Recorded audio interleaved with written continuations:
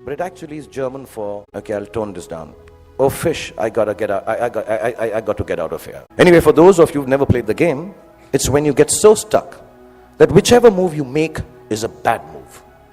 It'll happen to each and every one of you at some point in your lives for sure. A moment will come when it will look like there isn't anything going right and nothing you can do to prevent disaster.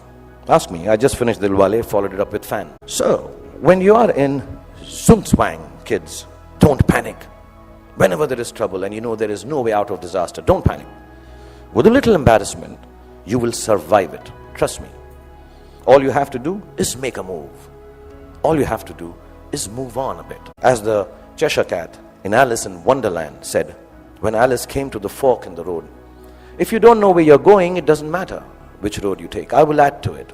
As long as you take one road and don't keep standing in the middle of the fork until a truck runs you over. Often in Zugzwang, your enemy wins that particular move, but mostly you end up winning the game. There were no computers when I was a kid.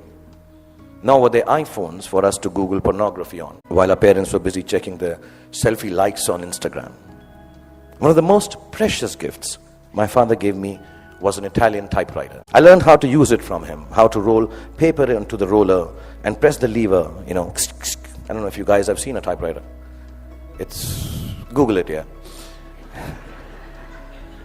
Yeah, the clicking sound of the letters as I pressed them with my fingers, forming words on blank pages, fascinated me.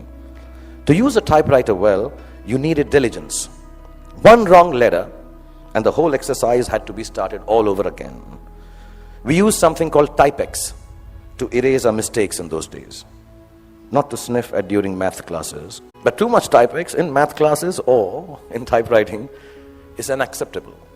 So we had to learn how to move our fingers accurately, to make words out of thoughts with efficiency, and do it over and over again till we got it just right. As an adult, I have come to understand that there is nothing of more value than your capacity for diligence and your ability to work hard. If you can outwork your adversaries and your employees, you can ensure your own success in whatever it is you choose to do. Whatever you're doing, do it once. Then do it one more time, even more carefully. Practice will make everything seem easier. Be diligent. Be thorough. Think of every job you do as the first one.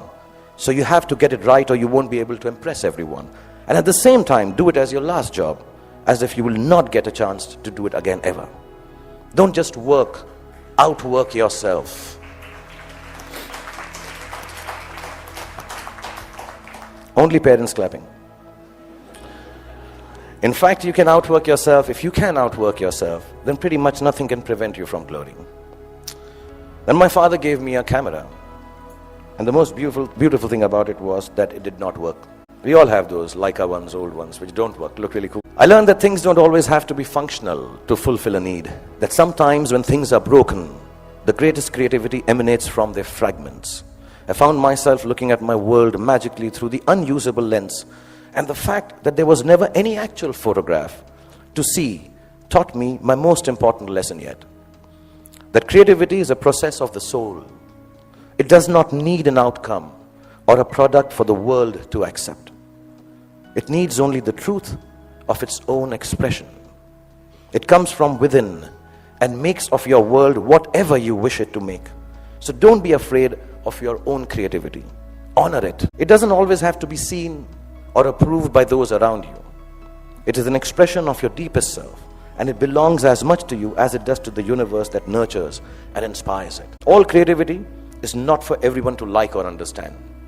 All art is not up for sale. Some creativity has a bigger role to play. It is to keep you company when you're alone, when you need a friend, when the world doesn't seem to understand you.